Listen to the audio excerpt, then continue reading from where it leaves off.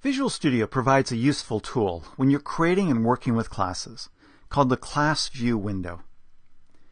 So it's usually docked over here to the right by default under some configurations of Visual Studio, but you can put it almost anywhere. But as you can see, I don't currently have it open.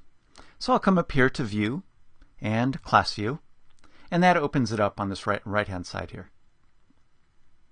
It displays the name of this project, its objects, classes, and so I can expand it and drill down into the project references. There I have the console menu as well as a few other. These are all standard references that Microsoft includes in the project template for a console application.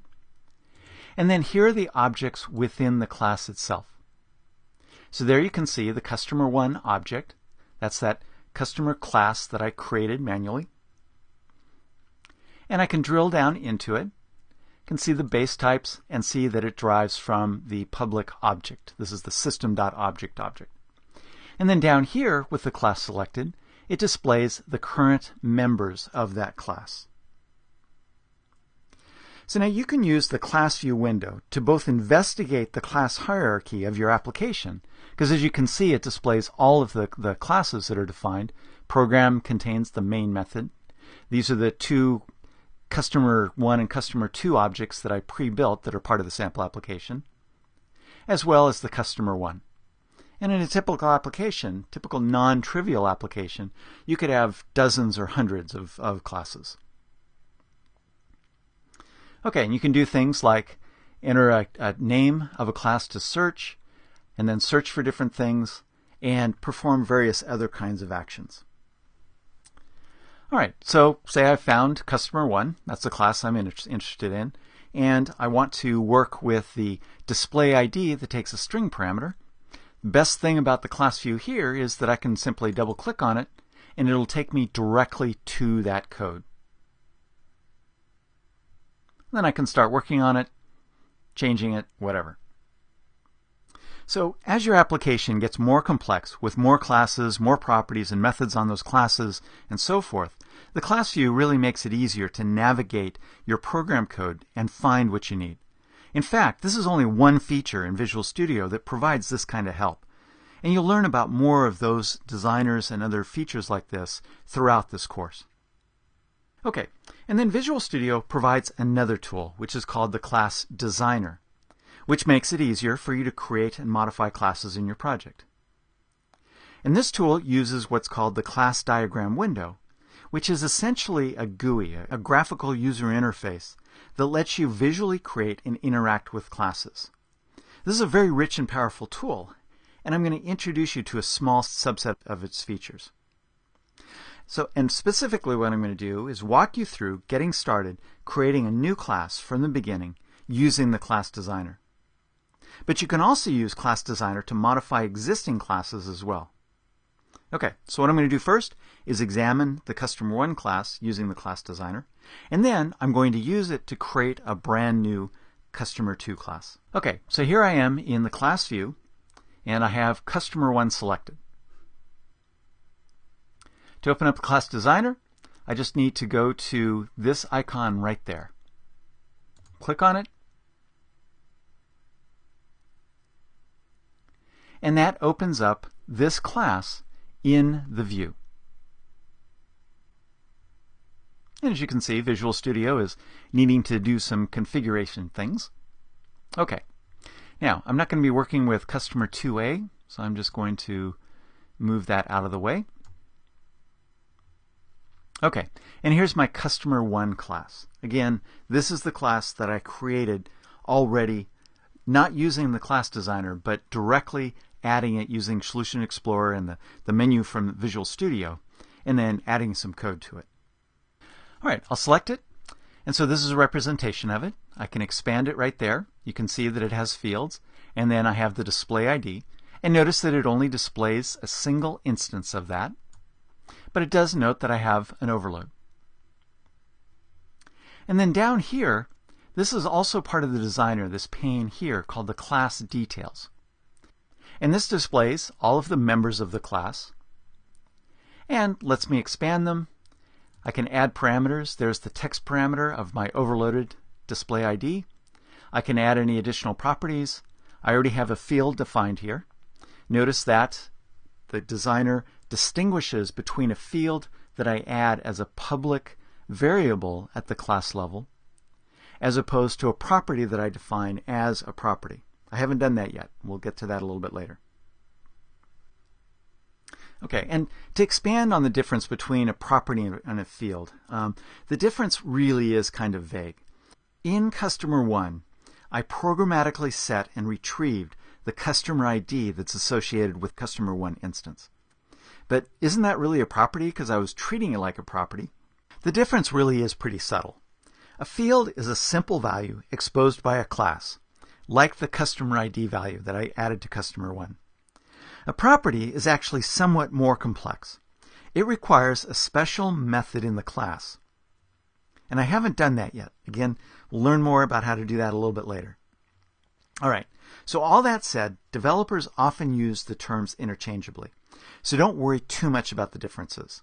But I have tried to be precise in the courseware. So when I mean a field, generally I'll say field. When I mean a property, generally I'll say a property. Okay, so I can use the class designer to make changes to the class. So for example, if I wanted to come in here, I have text to prefix the customer ID. I can move this over a little bit. Maybe I just want to say, make that a little bit shorter and just say prefix the customer ID and press enter. And that actually changes the XML comment for that field. I can see that if I come over here, double click on Customer 1 and come down to the text property. Notice that it now says prefix the customer ID. Okay, so you have to keep in mind that the class designer is actually generating and modifying code for you. Okay, so let me hide this and make a little bit more workspace. All right, so now what I'm going to do is I'm going to add a new class. I'll get this out of the way, move that over there, and I'm going to just select the open area here, right-click on it, select Add and Class. And that gives me this New Class dialog box. So first thing I need to do is enter the class name. I'm going to give this Customer 2. And notice that by default, it makes that the name of the new file. But I could come down here and change that if I didn't want the name to be the same. Generally, it's a good thing for the file name to be the same name as a class, but very often I'll have a single class file that defines multiple classes. So in that case, it's probably better to name it some other more functional sort of a name. Okay, that's all I need to do. And I will click OK. And there we have the new Customer 2 class. All right, so now that I've created the class, I need to consider what members the class needs. So using the designer, I'm going to add several things. I'm going to add a class constructor that accepts a single parameter, the customer ID. And for this demo, consumers of this class are going to be required to pass in the new customer ID value when they create an instance of this class. All properties contain string values for this simple example, although properties can contain any kind of value. I'll also add a read-only customer ID property, so the user, the code that uses this class, is not going to be able to change the customer ID property. A read-write customer name, read-write city, read-write region, read-write country, postal code. So all of those are read-write.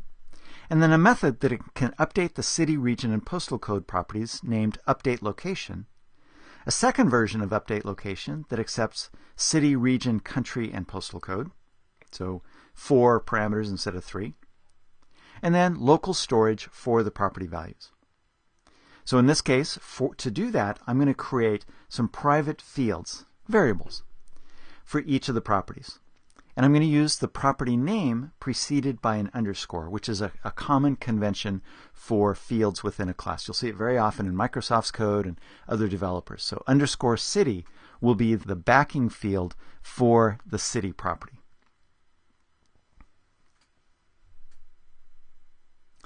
Okay, so let's start by adding the constructor. I'm going to right-click on that, add constructor, and a constructor has to be the same name as the name of the class. Constructor is just a special method that the .NET runtime calls as code creates an instance of this class. So it has to be the same name as the class, but you can have multiple overloaded constructors, all with the same name, but with different parameters. So it's hooking into that same overloading feature of C#. Okay, so here I have my new constructor. It's in the method section. It is in fact just a method, but I know it's the constructor because it has the same name as the class. And I need to add a parameter, so I'll just click on Add Parameter. And I'm going to call this Customer ID. And give it a type string. I'll leave the modifier none. And the summary will be ID for the new customer. And hit enter. Okay. So that adds the constructor. Now keep in mind, I still need to write code for the constructor. Specifically, I need to tell it what to do with the value of the customer ID parameter that I'm passing into the constructor. So we'll do that a little bit later. Okay, so let's start adding properties. Right-click on this again, and this time I'm going to select Add Property. I'll name the property Customer ID, and this is going to be of type string. And I'll need to repeat the process for the remaining properties that I need. Now, I could continue to right-click on the class and select Add, or down here within the class details, I can just click on Add Property. So I'm going to add a customer name. Notice that it always tries to make the default property values or property type integers. So I need to change it to string. Next one up is city, region,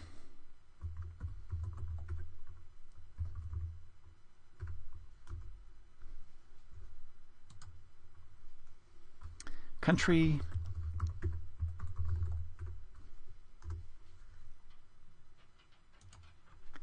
and postal code. Okay, that's how easy it is to add the properties. Now I need to add a couple methods. So just to show this off, I'm going to come back up here and right-click, Add, and Method.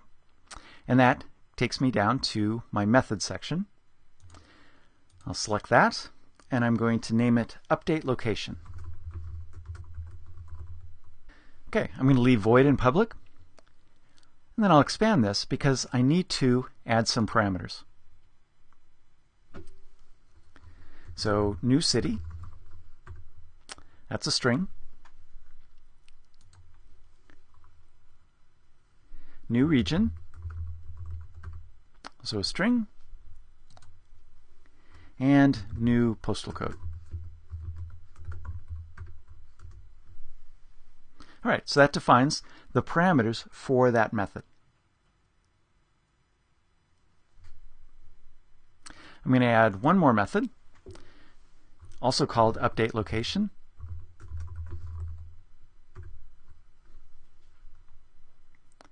And expand it. And this time I need 4 properties.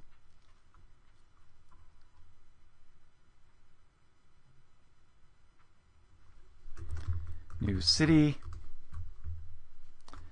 new region. This time I'm just hitting the down arrow to go to the next item. New postal code.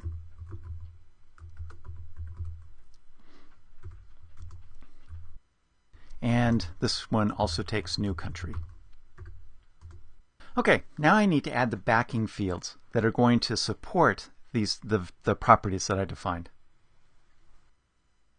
So first time I'll come up here, add field. And the first one I need is underscore city. Oops. And hit enter. And then down here, I need to change this to a string.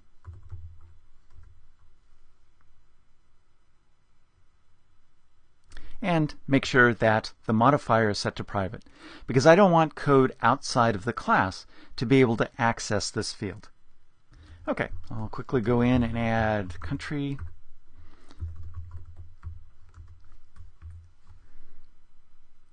And customer ID.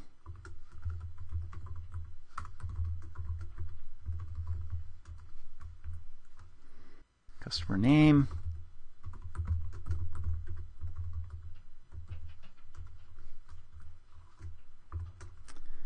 Postal code.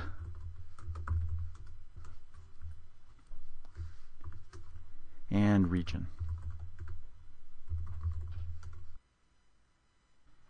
All right.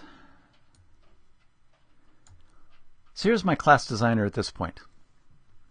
I have a constructor, takes a parameter, a couple of methods that take 3 and 4 parameters. I have various properties that is going to be the public interface to this class.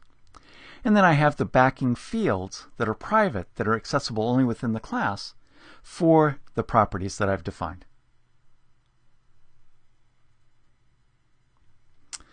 All right, I'll save that. And display that again. Okay, and so here you can also see the more or less fully defined customer2 class.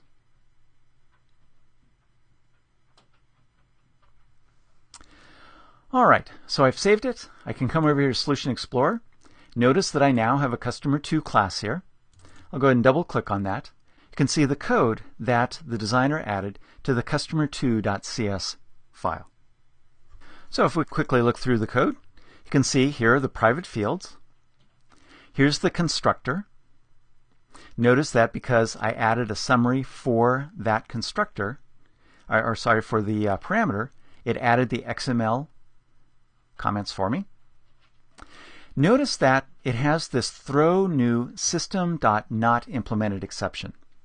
So all of the features here are going to have that exception, with the exception of the setter. I'll talk about that in just a moment. So what this does is throughout all of this code, see all those exceptions. If I build out this class, but I forgot to implement a particular feature, like for example the getter for a customer name, then anytime the code accesses that, get an exception, and the developer who's testing the application can, oh my gosh, I forgot to implement customer name, and can come back and implement that code. Okay, so here's the constructor. Here's the first property. Have a getter and a setter. So this gets the value, this sets the value. So I have several properties there. And there are the couple methods. One takes 3 parameters, and the other takes 4 parameters. So as you can see, the code doesn't do anything other than throw exceptions, but we have all of the individual members of the class defined. So it's generated a lot of code for us. So now we just need to go in and flesh out the individual members.